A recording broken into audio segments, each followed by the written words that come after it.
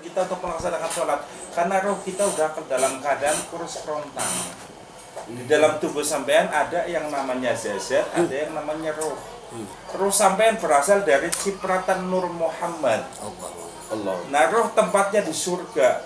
Kepenginnya roh baliknya lagi ke surga, bukan ke neraka. Maka roh pun butuh makanan, dan ketika roh itu kita kasih makan, maka kita ada dorongan untuk melaksanakan ibadah. Orang yang malas untuk ibadah karena rohnya sudah kering kerontang, artinya dalam keadaan lapar. Contoh kecil begini, sampai suruh kerja tapi nggak dikasih makan, bisa nggak? Bisa. Begitupun roh ketika nggak dikasih makan, dan kita bagaimana mau ibadah? Memaksakannya gimana ya Tata? Allah memaksain. Walaupun belum bisa untuk 5 waktu, ya seenggaknya sehari semalam kita kejar 1 waktunya. Ya jelas sih waktu doang mah. Syukur. Nah, apa yang harus dikejar? Paniknya minimal banget itu salat subuh. Oh iya, 2 rakaat. Subuh itu ya. Salam dulu kalau subuh. Nanti setelah subuh kejar lagi maghribnya. Nanti setelah maghribnya udah di ini lagi, jangan sampai kita digolongkan dengan orang munafik, isanya dikejar. Ciri orang munafik adalah orang yang meninggalkan, ya malas untuk melaksanakan sholat sholat isya dan sholat subuh. Itu tanda orang munafik. Al-Qur'annya sudah jelas yang ngomong, Allah yang berfirman, Allah bukan saya. Innallaha jami'ul munafiqina wal kafirina fi nari jahannam. Allah kumpulkan orang munafik yang ngakunya Islam tapi kagak mau sembahyang. Itu munafik. Bukan kafir ya, munafik. Iya. Bersama dengan orang-orang kafir. Orang kafir jelas mengkufurkan Allah. Nah, orang munafik itu dia mengakui Allah tapi tidak mau ibadah. Itu namanya munafik. Dikumpulkan sama Allah di neraka jahanam. Sekelas malaikat Israfil. Malaikat Israfil itu adalah malaikat yang ditugaskan untuk mentiup sengkala. Ketika sehari dalam sehari semalam, malaikat Israfil itu melihat dahsyatnya neraka jahanam. Sehari dia itu 3 kali melihat, dan setiap kali melihat pasti akan menangis. Perumpamaan Allah tidak mencegah daripada tangisannya, maka dunia ini akan tenggelam dengan cucuran air matanya malaikat Israfil. Sekelas malaikat yang jelas-jelasan nggak bakalan masuk nerakanya Allah. Nah, kita yang bakalan menghuni. Sampean sembayang, Allah nggak untung. Sampean nggak sembayang, Allah nggak untung. Sampean nggak sembayang, Allah nggak rugi. Allah sudah persiapkan 2 tempat, tinggal mau pilih yang mana. Nah, punten di Ustaz kita mau nanya. Benar. Ini mah contoh ya. Contoh. Misalnya si A sama si B. Kalau si A orangnya baik, nggak suka merugikan orang lain, terus pokoknya sering berbagi rezeki, amalnya juga baik lah, orang itu baik lah, nggak suka neko-neko lah. Nah, kalau orang ini sembayangnya 5 waktunya, si B ini kuat, cuman orang ini jahat, yang namanya manusia ya, banyak suka merugikan orang lain, nakal, suka iseng, segala macam kejahatannya ada. Cuman bedanya kalau ini mah 5 waktunya dipakai. Kalau yang ini orang yang baik, 5 waktunya nggak dipakai. Nah, kira-kira entah di sananya seperti apa yang Ustaz paham? Rasulullah juga ada. Awwalu ma yudha'i 'alal mizan as-shalah. Yang pertama ditimbang oleh Allah salatnya dulu. Oh, gitu ya. Salatnya dulu. Kalau salatnya rusak, ya amal ibadah yang lain jadi rusak. Sekalipun dia ahli sedekah, ahli puasa, bolak-balik ke Makkah wal Madinah. Ya kan? Tapi dia tidak sholat. Sementara yang bakal ditimbang dulu itu sholat. As-sholah umul ibadah. Faidah asana ibadah. Faidah fasad dan ibadah. Sholat penentunya ibadah. Kalau sholatnya rusak, ya semuanya. Ya walaupun dia ahli sedekah, walaupun ahli puasa, walaupun ahli zakat, walaupun bolak-balik ke Makkah wal Madinah, ikut rusak gara-gara sholatnya rusak. Tapi kalau sholatnya benar, maka ibadah yang lain itu akan menjadi benar, walaupun dia belum sepenuhnya benar. Misalnya, dia masih suka ngomongin orang, dia masih memfitnah orang karena belum tahu ilmunya sholat. Jadi sholat hanya jasmaniahnya, rohaniahnya belum sholat. Terus bagaimana agar rohaniahnya sholat? Nanti setelah dia itu menemukan makna daripada sholat itu sendiri. Jadi lebih baik mana? Ya lebih baik walaupun belum jadi orang benar tapi sholat menjadi penghapus dosa, daripada orang yang ahli sedekah, ahli puasa tapi dia nggak sholat. Itu lebih sombong daripada iblis. Kenapa lebih sombong dari iblis? Karena iblis itu tidak mau sujud kepada Nabi Adam. Tapi orang yang nggak mau sholat menolak untuk sujud di hadapan Allah. Orang yang nggak mau sholat berarti orang yang nggak mau sujud kepada Allah. Iblis mau sujud sama Nabi Adam, bahkan di setiap tempat berpijak, disitulah iblis pernah bersujud selama 1000 tahun. Namun kenapa harus diusir dari surganya Allah? Karena nggak mau sujud kepada Nabi Adam sebagai bentuk penghormatan karena terpilih menjadi khalifah fil ardh. Sementara manusia yang nggak mau sholat itu berarti lebih sombong daripada iblis. Kenapa lebih sombong? Karena Allah nyuruh suruh sujud kepada Allah, kok nggak mau sujud, berarti lebih sombong daripada iblis. Iblis disuruh sujud sama Allah, mau. Tapi kalau suruh sujud kepada Nabi Adam, nggak mau. Manusia, kok nggak mau disuruh untuk sujud kepada Allah, lebih sombong daripada iblis. Jangankan sekelas sombong, sekecil apapun itu kesombongan yang ada dalam diri kita menjadikan wasilah kita nggak masuk surga. La yadkhulul jannah liman kana fi qalbuhu walau dzurratan minal kibri. Tidak akan masuk surga bagi orang yang di dalam hatinya akan sifat kesombongan walaupun sebiji dzurrah. Nah, ini hati-hati. Jadi kalau orang yang nggak mau sholat berarti orang itu lebih sombong daripada iblis dan lebih hebat daripada iblis. Walaupun orang itu baik. Walaupun orang itu baik.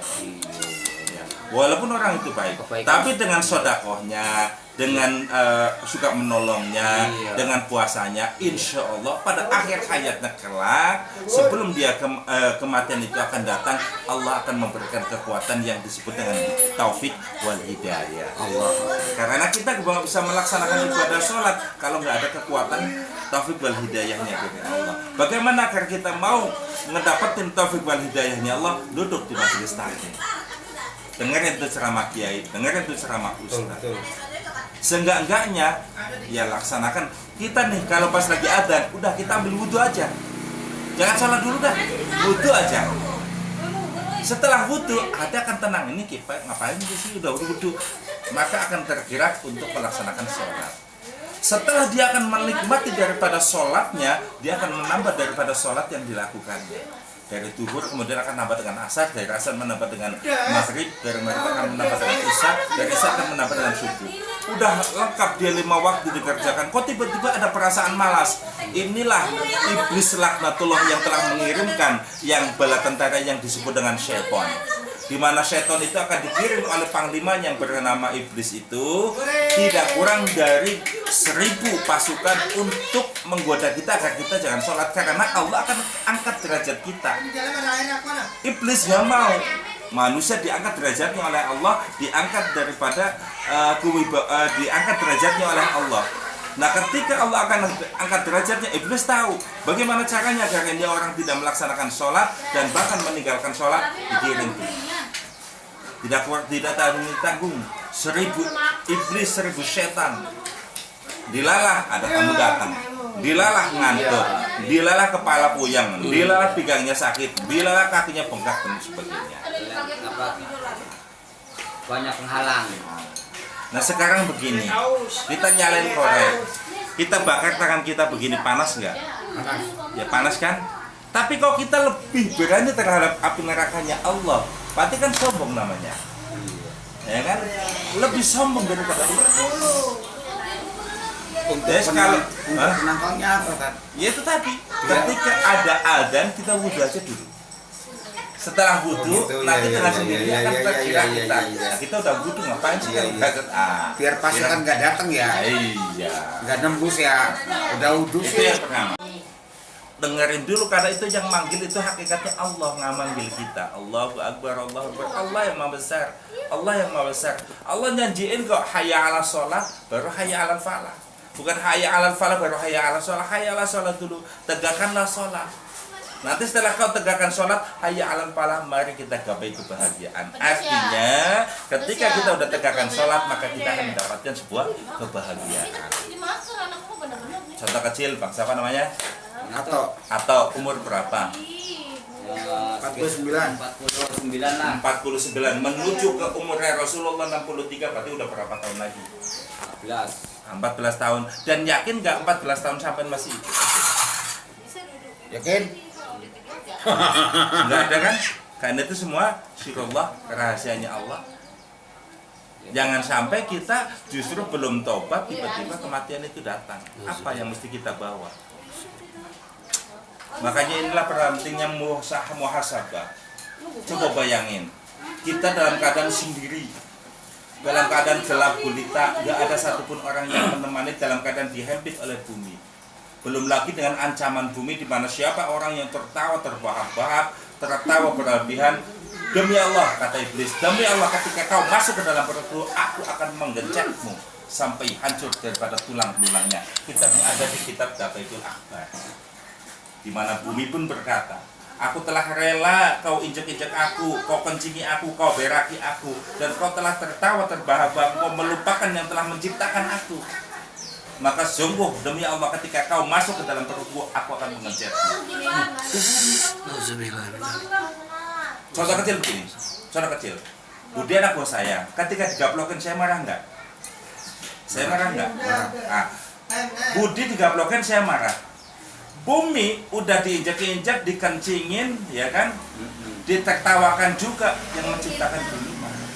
Selain daripada saya yang mencipta, yang jadi atasannya Budi ikut marah, Budinya marah nggak karena digaplokin? Marah. Itulah bumi yang akan dilakukan oleh bumi. Allah marah melihat hambanya tidak mau ibadah. Udah kayak gitu dia bersenang-senang di atas buminya Allah. Dikencingin, diberakin, diketawain.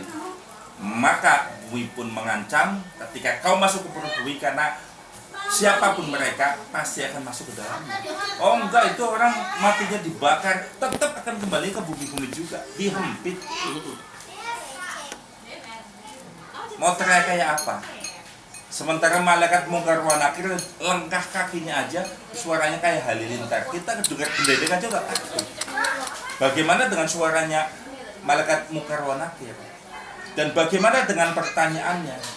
Dan apa yang bakal kita jawab ketika kita tanya man rabbuka? Jawabnya apa? Sementara malaikat mungkar wa nakir nggak punya telinga, malaikat nakir nggak punya telinga, jadi nggak mau kedengar, artinya nggak punya telinga, nggak mau dengar, mau teriaknya kayak apa, nangisnya kayak apa, jeritnya kayak apa, ditanya nggak bisa, yaudah kemplang sekali kemplang hancur, dibalikin lagi, digituin lagi, dibalikin lagi, digituin lagi terus, nggak ada bisa ila yaumil qiyamah, sampai hari kiamat. Itulah yang akan terjadi. Ini bukan dongeng, ini bukan cerita, tapi ini adalah menceritakan adalah kitab Dafaitul Akhbar.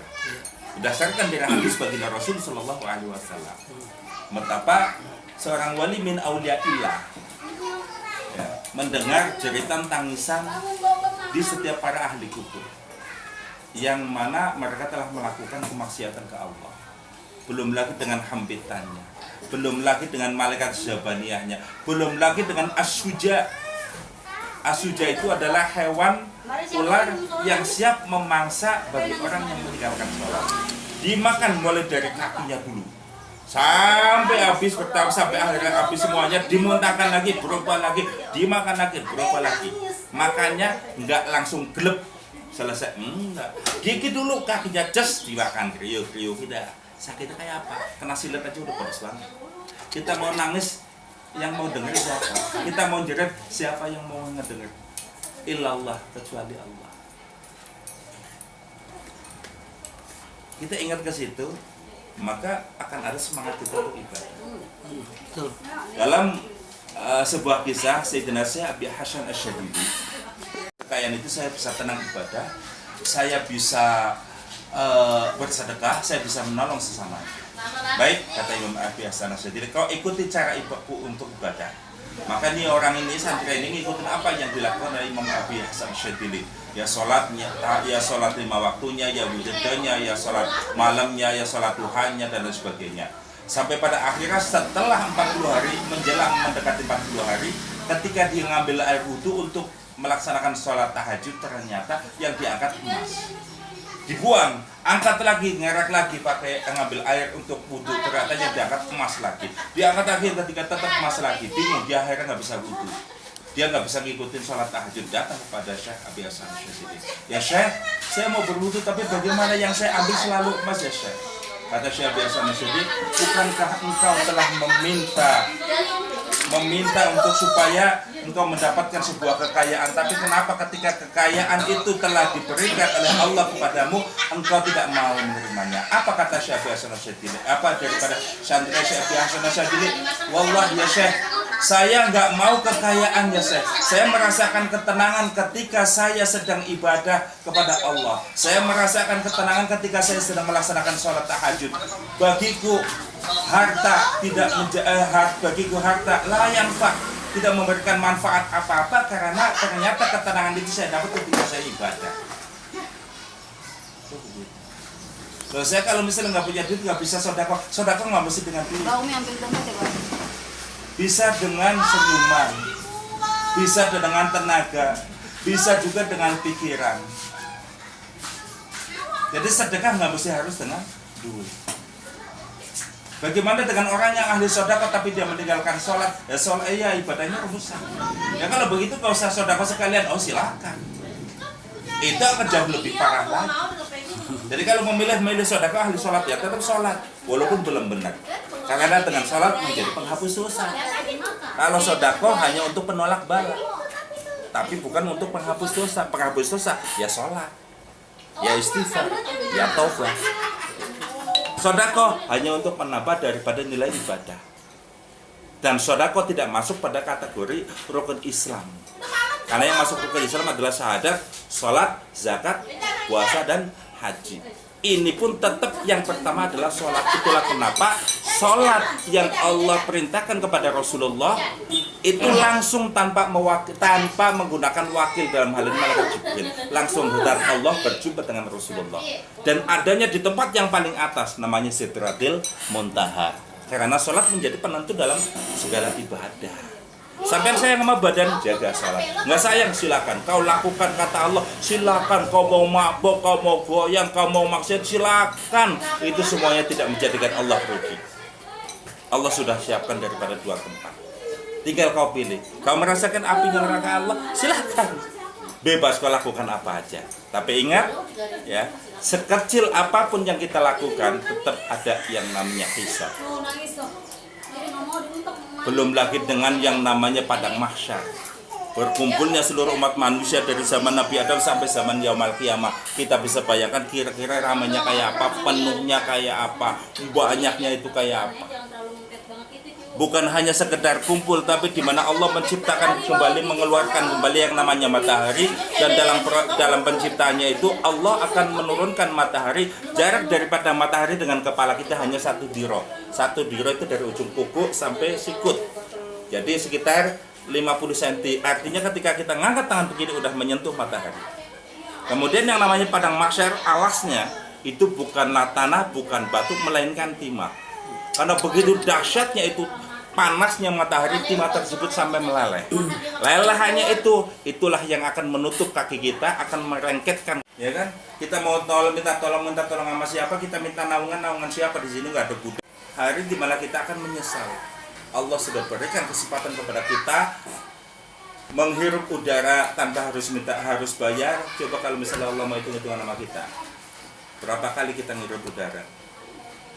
Berapa kali kita bisa melihat keindahan, melihat cewek cakep? Berapa kali merasakan kenikmatan? Begitu teramat-amat banyaknya. Allah hanya minta satu, suruh sujud doang.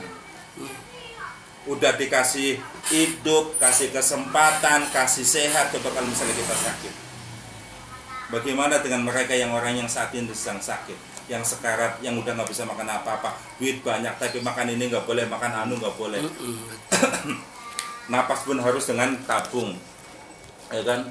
Tabung satu, tabung harganya 400 untuk 3 jam.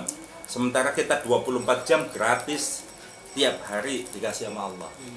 Kok sampai suruh sujud aja Allah manggil, Allahu Akbar, Allahu Akbar. Kita kagak mau untuk ditulikan telinganya oleh Allah kelak nanti di akhirat. Karena nanti ada kelompok-kelompok umat manusia di mana nanti di alam akhirat itu dalam keadaan lumpuh, buta dan tuli.